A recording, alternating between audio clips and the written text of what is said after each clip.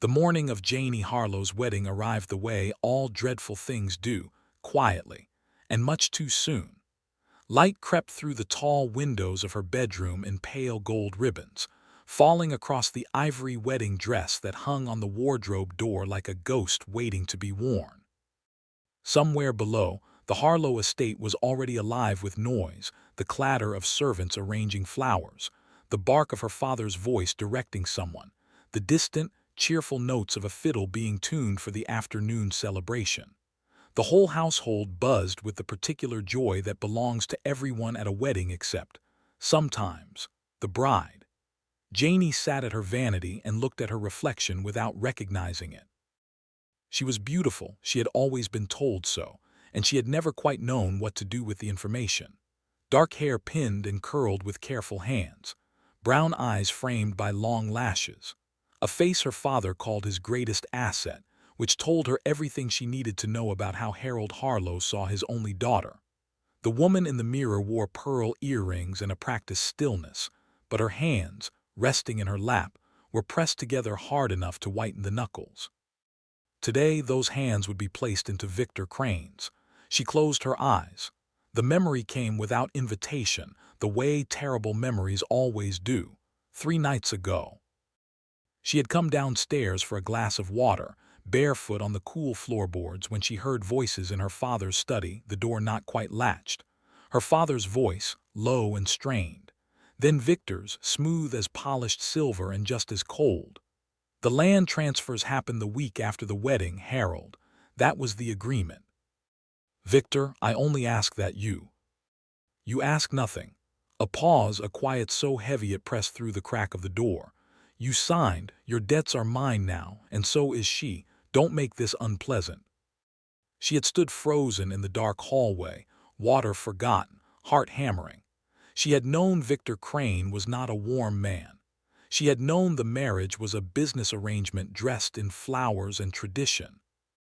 But hearing it spoken so plainly, hearing herself referred to as a thing that transferred along with acreage and deed papers, had turned something cold and certain in her chest. She had gone back to her room. She had not slept. And now it was morning, and the dress hung on the door, and the fiddle played downstairs, and Jany Harlow made a decision. She moved quickly and without drama, because panic, she had learned, was a luxury that wasted time. She stripped off her silk robe and pulled on the wedding dress, not because she intended to wear it to any altar, but because it was the only thing in reach, and she was not wasting another second in this room. She pulled on her riding boots beneath the layers of ivory skirt, shoved 3 hairpins and a small folded sum of money into the bodice, and crossed to the window. The stables were directly below and to the left. She had ridden every horse in them since she was 9 years old. The back staircase was servant territory. No one questioned her moving through it, only bobbed their heads and kept their eyes respectfully down. She was through the kitchen, across the yard, and into the sweet hay and leather smell of the stable before anyone thought to wonder where the bride was going. Copper, her father's fastest bay mare, stood saddled for a groomsman's errand not yet run. Jany took that as a sign. She was up and out of the stable doors in under a minute, the wide Texas sky opening above her like a held breath finally released. She rode hard. Behind her the estate shrank. The fiddle music faded. The desert swallowed the road, and she let Copper have her head, the mare stretching into a full gallop across the open flats, red dust rising in great plumes behind them. The wedding dress billowed and tangled around the saddle. The veil tore free and floated somewhere behind her like a surrendered flag. Jany did not look back. She was perhaps 4 miles out when she heard them. Hoofbeats, 3 sets, fast and purposeful. She glanced over her shoulder and saw them cresting a rise, Victor's men, dark shapes against the pale sky, already closing the distance. She pressed lower over Copper's neck. Faster. The storm came from nowhere, the way desert storms do, a wall of red dust rolling across the flats with the speed and sound of a freight train. Within seconds, visibility collapsed to nothing. Copper reared, panicked, and Jany fought to hold her. She lost. The mare twisted hard, and Jany hit the ground with a breath-stealing thud, tasting grit, the world reduced to swirling amber and wind howl. She lay still for one disoriented moment. Then she got up because that was what you did. She walked. The storm thinned at its edges, and through the haze she saw shapes, buildings, a water tower, a sign she couldn't read. A town. She moved toward it the way the drowning move toward light, stumbling, one hand holding the tattered skirt above the dust. The storm broke just as she reached the main street. Redrock materialized around her, a proper town, timber-fronted and sun-bleached, the kind that had a church and a jail and a sheriff's office with a painted star above the door. People had ducked inside during the storm. The street was empty, almost. A man was stepping out of the sheriff's office just as she reached it, the door swinging open and him filling the frame the way certain men fill spaces, completely without effort. Tall, dark-coated. A badge catching the returning sun. He stopped when he saw her. She must have looked like something the storm itself had delivered. Dress torn and dusty, hair half fallen, eyes wide and wild. She didn't think. She crossed the last few feet between them, grabbed two fistfuls of his shirt, and looked up into the steadiest pair of gray eyes she had ever encountered. "They're coming," she whispered, breathless. "Hide me, please." Sheriff Cole Maddox looked at her for a long moment, unhurried, unreadable, the kind of man who took the full measure of a thing before deciding. Then he stepped aside, held the door open, and said nothing at all. She walked in. The back room of the sheriff's office smelled like pine wood, leather, and old coffee. It was small and plain, a cot against one wall, a wash basin, a single window no wider than a man's shoulders that looked out onto a narrow alley between buildings. A practical room. A room that made no promises and told no stories. Jany stood in the middle of it in her ruined wedding dress and thought it was the most honest space she had ever been in. Cole closed the door between the back room and the front office without a word. She heard his boots on the floorboards, unhurried and deliberate, and then the front door opening, and then nothing but the settling quiet of the building around her. She crossed to the small window and watched. 3 riders came down the main street of Redrock at a trot, Victor's men, dusty from the storm, scanning doorways with the focused eyes of hunters. The largest one, a square-jawed man named Briggs, whom Jany recognized from the estate, pulled his horse up directly in front of the sheriff's office. Cole was already standing on the porch, one shoulder against the post, arms loosely crossed. He looked like a man with nowhere particular to be and no particular patience for interruption. "Afternoon," Briggs said, not bothering to dismount. "We're looking for a woman, young, dark hair, wedding dress, ran off from her family this morning. Might have passed through here." Cole said nothing for a moment, just looked at Briggs with those gray eyes, steady and cool as well water. "This is Redrock," he said finally. "I'm Sheriff Maddox. You ride into my town looking for someone, you come to me first. You don't." A pause. "You got a warrant." Briggs shifted in the saddle. "She's not a criminal, she's a runaway bride. Her fiancé just wants her home safe." Then her fiancé's welcome to ride in himself and file a concern at this office. Cole unfolded his arms and straightened to his full height. "Until then, you and your friends are going to ride back the way you came. Slowly." Briggs held his gaze for 3 long seconds. Then he turned his horse without another word. The 3 of them rode out. Jany let out a breath she had been holding so long it ached. She met Clara an hour later. Cole had walked her across the back alley to the boarding house without explanation, knocked twice, and when a broad-shouldered woman with warm eyes and flour on her apron answered, he simply said, "She needs a room and some plain clothes, Clara. I'll explain later." Clara looked at Jany, at the torn dress and the riding boots and the expression of someone who had survived something, and stepped back to let her in without asking a single question. Jany liked her immediately. By evening, she was wearing a simple blue cotton dress borrowed from Clara's daughter, her dark hair loose and unpinned.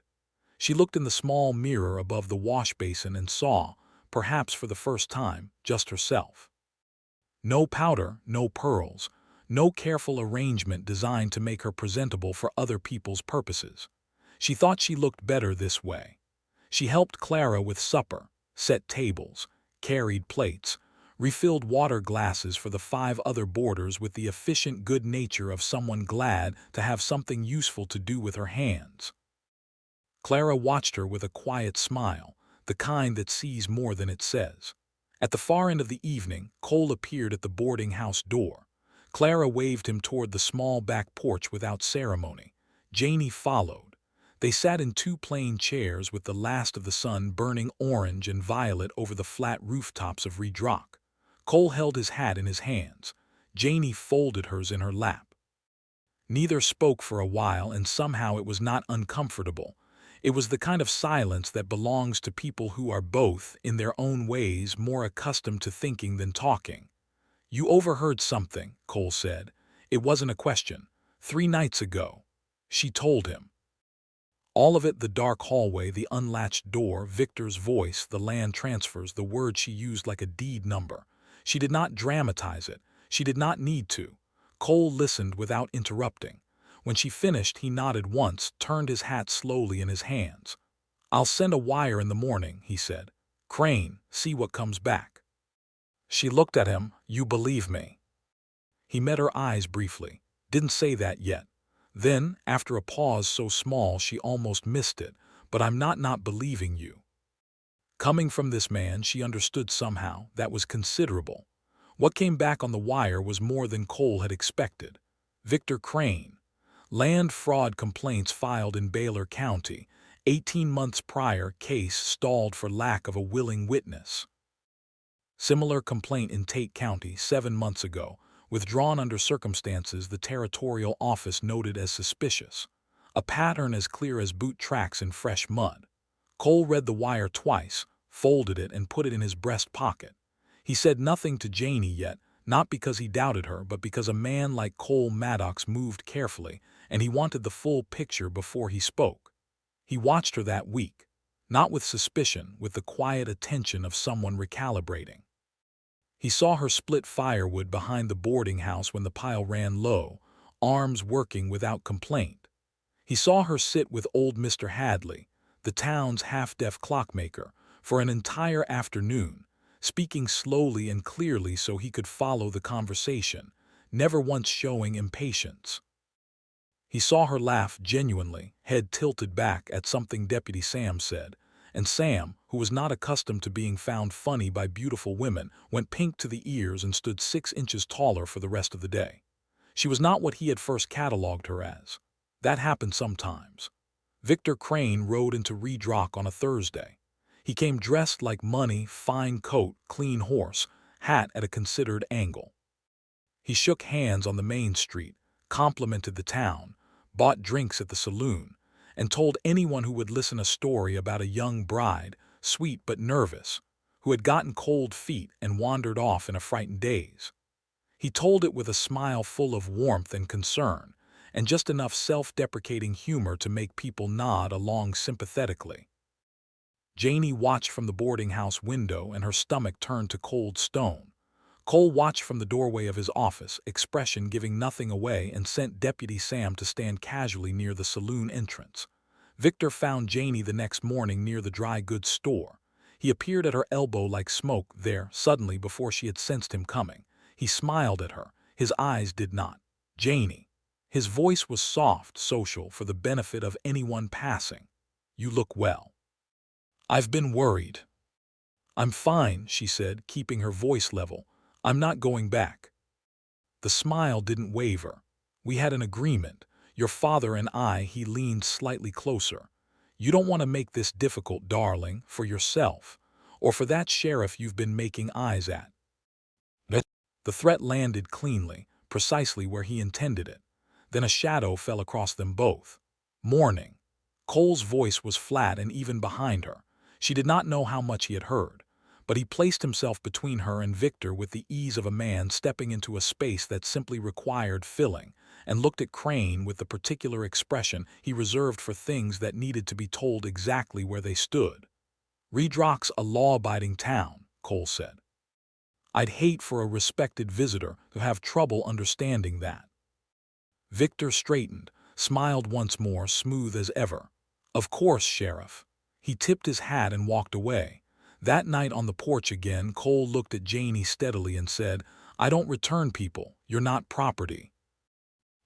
She looked at this man, this quiet, iron-principled, entirely unreadable man, and felt something shift in the very center of her chest, warm and certain and absolutely inconvenient. She looked back out at the dark desert and said nothing, but she smiled. Love finds its footing in the wildest storms. They came for her at midnight. Jany heard them before she saw them, the particular careful quiet of men trying not to make noise, which paradoxically makes a very specific kind of noise to anyone listening hard enough. A creak on the boarding house's back porch steps, the soft scrape of a boot against wood. She was sitting up in bed before she was fully awake, some instinct older than thought pulling her upright in the dark. She did not hesitate. She was out of bed, feet on the cold floor, crossing to the window in 4 silent steps. Below, 2 shapes moved in the alley's shadow. A third waited with horses at the far end. Briggs. She recognized his silhouette, that square, patient stillness she had seen on her father's property 100 times without ever understanding what it meant. She understood now. The door handle turned. Jany went out the window. It was not graceful. She caught the ledge with both hands, dropped to the rain barrel below, and knocked it sideways with a clatter that seemed, in the midnight silence, loud enough to wake the territory. She didn't wait to see if it had. She was already running, cotton dress, bare feet, cold desert air sharp in her lungs, cutting down the alley toward the one light still burning in all of Reed Rock, the sheriff's office. She hit the door with both palms. It opened before she could knock. Cole, still dressed, a book open on the desk behind him, lantern burning low. He took one look at her face. "How many?" he said, not a question, already reaching for his coat. "3 in the alley, 1 with horses." She was breathing hard. "They came to my room." He was already moving. He put his head out the door, gave a short, sharp whistle. 30 seconds later, Deputy Sam appeared from the direction of the saloon, hat askew but eyes clear and ready. Cole spoke quietly and quickly. Sam nodded once and disappeared at a jog toward the far end of the street. Cole looked back at Jany. "Stay here, bar the door." She almost argued. She read his expression and did not. The confrontation came at dawn, the way Cole had known it would. Victor Crane was not a man who operated in full darkness. He liked an audience, even a small one. He wanted witnesses to whatever version of events he intended to present afterward. Cole understood this about him, and he used it. He let Briggs and the other 2 spend the remainder of the night finding Jany gone and reporting back to Victor at the saloon, where the man had been waiting with whiskey, and that composed, dangerous patience of his. He let Victor make the calculation that force, applied publicly and with the right framing, would accomplish what stealth had not. He let Victor walk out onto the main street of Reed Rock at first light with 3 armed men behind him. Cole was already there. Deputy Sam to his left. 2 townsmen, the blacksmith, broad as a barn door, and old Henderson, the storekeeper, who had served in the war and never quite stopped, stood further back, steady and present. Victor stopped. His composure, to his credit, barely flickered. "Sheriff." He spread his hands in a gesture of open reasonableness. "I just want the girl, that's all this is." "I know what this is," Cole said. He reached into his breast pocket and produced the folded wire he had been carrying for 3 days. He didn't unfold it. He didn't need to. Victor Crane, land fraud complaints, Baylor County and Tate County. Outstanding, both of them. 3rd complaint filed yesterday morning by Harold Harlow of the Harlow estate, once I sent him the full details of your arrangement. He let that settle. "You're not here to collect a bride. You're here because the Harlow land deal falls apart without the marriage, and without the land you're carrying debts in 2 counties that'll bury you." The street was very quiet. A few townspeople had appeared in doorways. Victor's smooth expression held for a moment longer, and then something behind it shifted, like a painted canvas finally showing the wall beneath. "You have no authority to." "I have every authority." Cole's voice didn't rise, it didn't need to. "This is Reed Rock. You're wanted in 2 counties. I'm placing you under arrest, and your men are going to set their weapons down on the ground slowly. because the alternative is a conversation with Henderson over there, and he gets irritable before breakfast. Old Henderson, to his credit, looked entirely willing. Briggs looked at his employer. Victor looked at Cole. Cole looked back with those gray eyes that had not moved and would not move, and the arithmetic of the situation was plain enough for everyone on the street to calculate. The guns went down. Victor's composure went down with them. Harold Harlow arrived in Redrock the following afternoon. He came alone, which surprised Jany. No foreman, no hands, no entourage of estate importance. Just her father on a gray horse, looking older than she remembered and smaller somehow without the architecture of his house around him. She met him in the street. She did not run to him, but she did not retreat either. She stood in Clara's borrowed dress, hair loose, boots dusty, and waited. Harold Harlow looked at his daughter for a long moment. He looked at the way she stood, straight-spined, chin level, hands still at her sides, rather than clasped and anxious the way they had always been in his presence. Something moved across his weathered face. "I didn't know all of it," he said. His voice was rough. "About Crane, what he intended." "I know," Jany said. And she did know. Her father was prideful and blind to things he didn't want to see, but he was not cruel. "But you didn't ask me, Papa. You didn't once ask me." The silence between them held everything unsaid across 25 years. Harold looked at his boots, then back at her. "No," he said quietly, "I didn't." It was not an elaborate apology. It was not a transformation. But it was true, and from Harold Harlow, truth was never a small offering. Jany stepped forward and took her father's hand briefly, and he held it with a grip that said more than he had words for. The arrangement was dissolved before sundown. She found Cole at the edge of town the next morning, where the main street gave out to open desert and the sky went on forever. He heard her coming and didn't turn.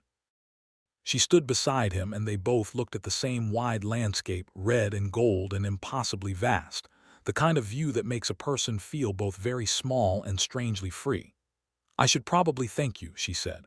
"Probably," he agreed. A pause. A warm wind moved through, lifting the edge of her dress, carrying the smell of dry grass and distance. "I was thinking," Jany said carefully, "that Redrock might need someone to help Clara at the boarding house. She mentioned it herself, actually." Cole said nothing, but she saw the corner of his mouth move. "Clara's pretty resourceful," he said. "She is."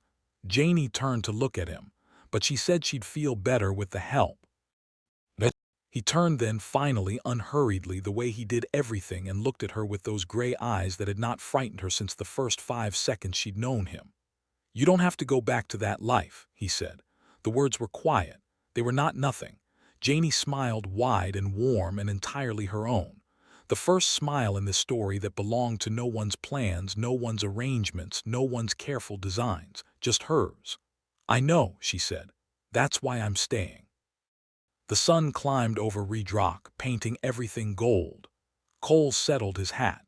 Jany stood beside him. Two people with difficult histories and no particular talent for easy words, standing in the good quiet of a morning that was entirely, finally, there. Behind them, Redrock went about its day, Clara's breakfast smoke rising, Deputy Sam whistling somewhere, Henderson opening his store with the creak of a door that had opened 10,000 times. And on the edge of it all, the desert stretched wide and patient and full of possibility, the way it always had. Only now, neither of them was facing it alone.